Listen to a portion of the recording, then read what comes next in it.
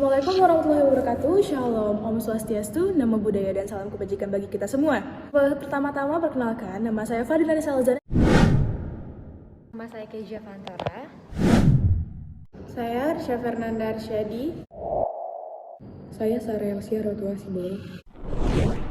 Dari kelas H Fakultas Hukum Universitas Diponegoro. Pada kali ini saya akan membawakan topik bernama e-court bersama teman-teman saya dari kelompok 13 untuk melaksanakan tugas akhir semester mata kuliah IoT. Pertama, apa sih itu e-court? E-court itu layanan bagi pengguna terdaftar perkara secara online untuk mendapat taksir panjar biaya perkara secara online, dan persidangan yang dilakukan itu juga secara online.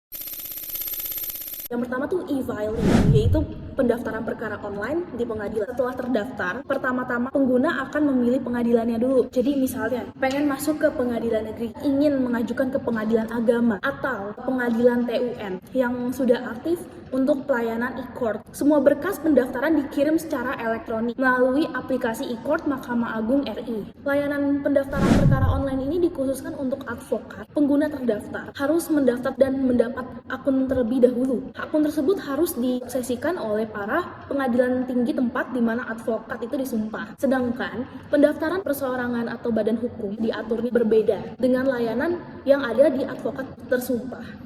Baik, sekarang saya akan menjelaskan mengenai taksiran panjar biaya atau yang sering disebut dengan ESKUM. ESKUM adalah aplikasi perhitungan perkiraan biaya perkara yang dapat diakses oleh masyarakat luas dan para pencari keadilan.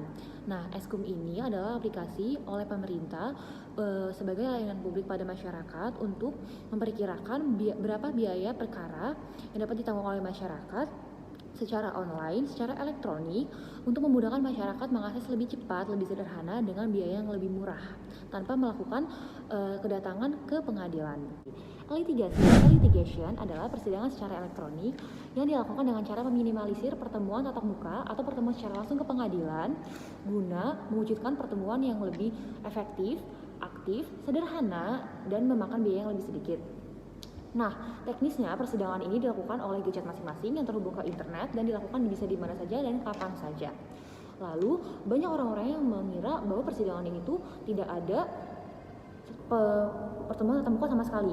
Nah, ini adalah salah karena pada dasarnya litigasi ini hanya meminimalisir pertemuan tatap muka yang seharusnya pertemuan tatap muka itu dilakukan secara 15 kali, diminimalisir menjadi 4 kali. Seperti itu contohnya.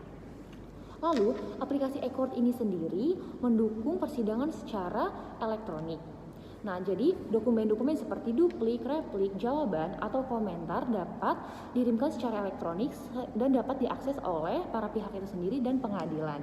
Begitu singkatnya. E-summons adalah pemanggilan pembicara kepada pengguna terdaftar yang dilakukan secara elektronik dengan mengirim panggilan tersebut ke alamat domisili elektronik pengguna terdaftar. Hakim akan memerintah jurusita atau jurusita pengganti untuk melakukan sidang. Pemanggilan sidang pertama untuk penggugat dilakukan secara elektronik sesuai dengan alamat domisili tersebut. Sedangkan tergugat dilakukan secara manual. Untuk selanjutnya, jika tergugat sudah setuju berbicara secara elektronik, maka pemanggilan akan dilakukan secara elektronik juga. Kemudian ada mendapatkan nomor perkara. Setelah terdaftar melakukan pembayaran sesuai tafsiran panjar, pengadilan akan memberikan nomor perkara pada hari dan jam kerja tertentu. Yang ketujuh ada salinan putusan secara elektronik atau e-salinan. Dalam aplikasi e-court ini kita bisa mendapatkan informasi terkait tanggal putusan, amar putusan, dan tanggal minutasi, serta salinan putusan ini bisa kita unduh di aplikasi e-court itu sendiri. Yang terakhir adalah tanda tangan elektronik atau e-sign.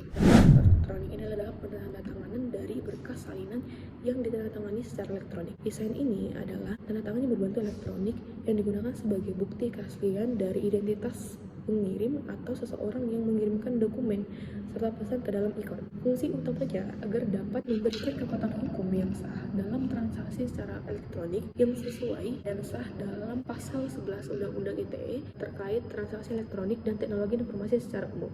Adapun manfaat dari sign ini ada 3. Yang pertama, terjaganya privasi. Yang kedua, integritas dokumen yang terjamin. Dan yang ketiga adalah ketentuan dari dokumen itu sendiri. Syarat dari sahnya e-sign ini ada dua, yaitu syarat subjektif dan syarat objektif. Syarat subjektif adalah kualitas dari penandatanganan, sedangkan syarat objektif adalah penandatangan dan proses pembuatannya diketahui oleh pembuat dan pemilik tanda tangan itu sendiri. Sekian presentasi dari kelompok kami, semoga e-court ini lebih dikenal oleh masyarakat luas dan semoga presentasi kami membantu. Assalamualaikum warahmatullahi wabarakatuh. Terima kasih Bu Adia. Salam.